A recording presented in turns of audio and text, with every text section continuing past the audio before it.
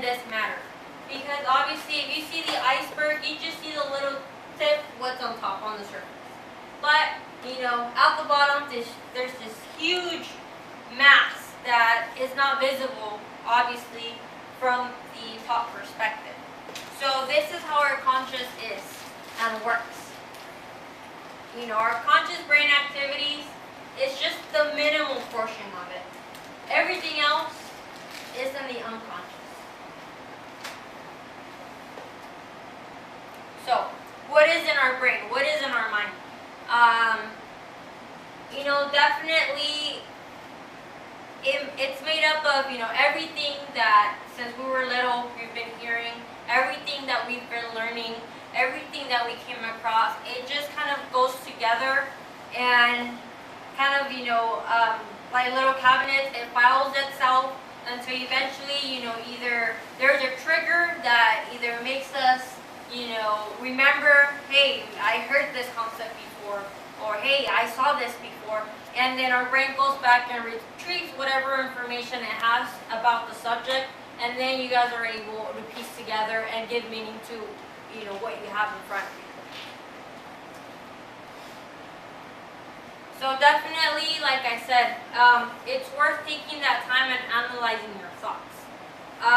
You know, oftentimes, like I already mentioned, when I began meditating, it was really hard to concentrate.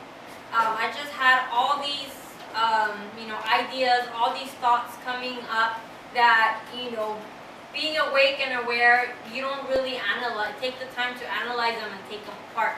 But once you're sitting down and consciously, you know, you're analyzing what's going through your head, sometimes the things that you think about, you know, they're kind of scary and they worry you because this is how you go about life.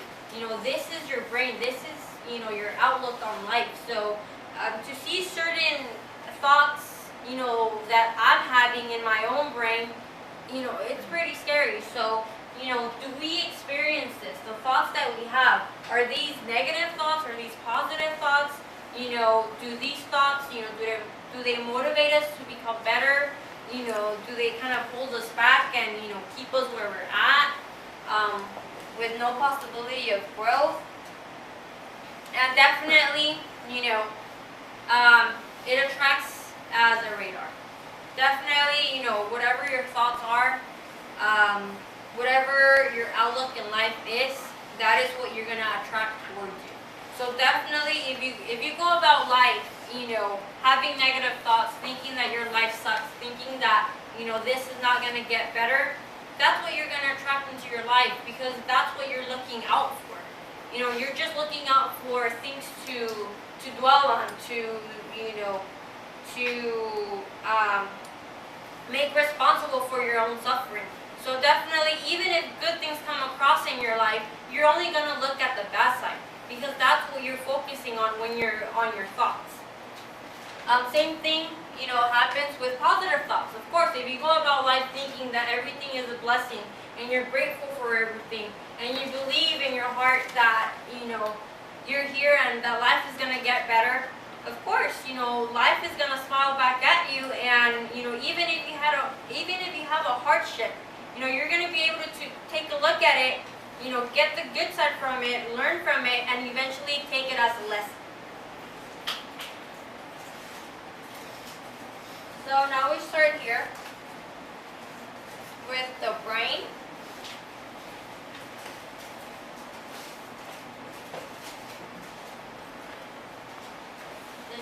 This one has a little bit more writing, so take your time.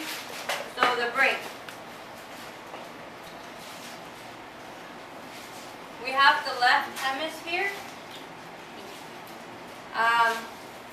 Left hemisphere that processes logic, reasoning, and calculation.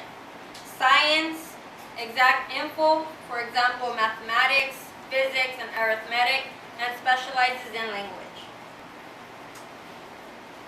The right hemisphere that controls our artistic faculties, intuition, creativity, and imagination. That makes up our right hemisphere. So as she already mentioned, These hemispheres are completely separate.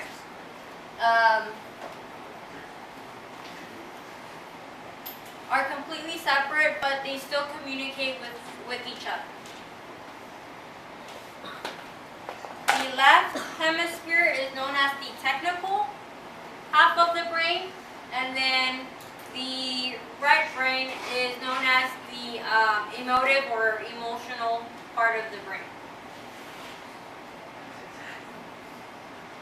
The mind. Oftentimes, the brain and the mind,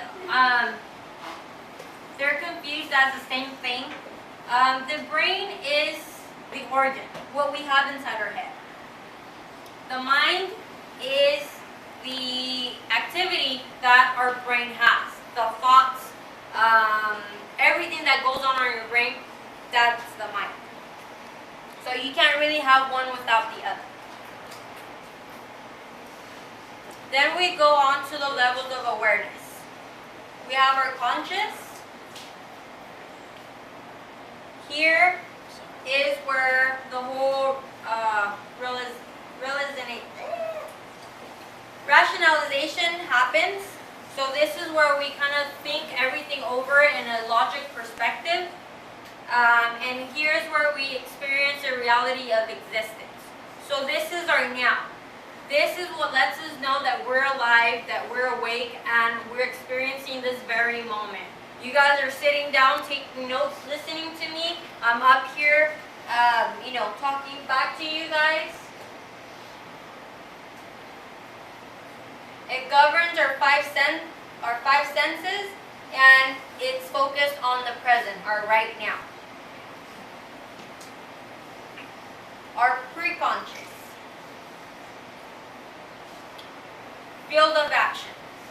So here, on this is where pretty much, our memory is stored.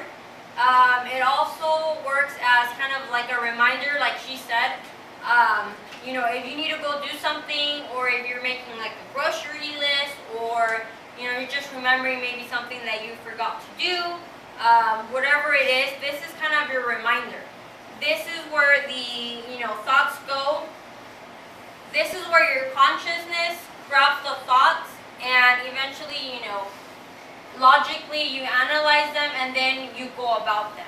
But this is where it gets that information from. Then we have the unconscious.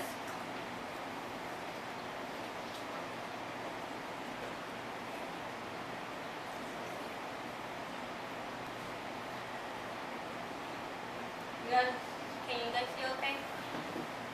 So the unconscious. It becomes activated when an external trigger is associated with a past experience or a memory, a painful memory. So, now here, all of our activity is mainly down here on the unconscious.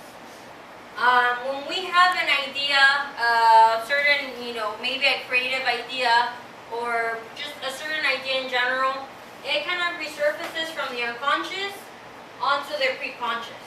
Then eventually, we're aware that we have this certain idea, and then we rationalize it. So we'll take the pros and cons about going about doing something, about making a decision, about how to go about it, and then eventually it goes onto the conscious, and then we take action on it. And it becomes activated when an external trigger is associated with a memory. So, when we go about life, maybe there's certain things that, consciously we don't know that kind of make us snap until that certain thing happens. We smell something, we hear something, we see something, and somehow it gives a reaction. We have a reaction towards that something. If we don't know what it is, if we don't know why we had this certain reaction to this, to this trigger, it's most likely buried deep within your unconsciousness. Maybe something when you were little happened, maybe you saw something, you heard something, and if it was a painful memory, you obviously grew up, you kind of not forgot about it, but just kind of left it alone, and obviously you started getting more information, and your mind just kind of, put it in the back of your head, so to speak. So eventually this thing, comes up, and you get this reaction, whether it's fear, whether it's, you get angry, whatever it is, there's that trigger. So that means that there's something within you that you might have experienced that this trigger is being associated with it, and now in turn it gives you this reaction. And in most cases, we get this with a painful memory. My example, when I was about maybe 8 years old, my mom, my parents had to be working, so obviously had to, have a babysitter. Eventually, our neighbor's mom agreed to, babysit me while my mom got home. Plus, she had a little daughter around my same age, so we became friends. We got along, so she would babysit me. One day, we go to my friend's grandpa's house. Everybody's talking. All the adults are, of course, inside in the kitchen talking, doing their thing. All the kids are outside on the backyard playing, doing their own thing. Eventually, her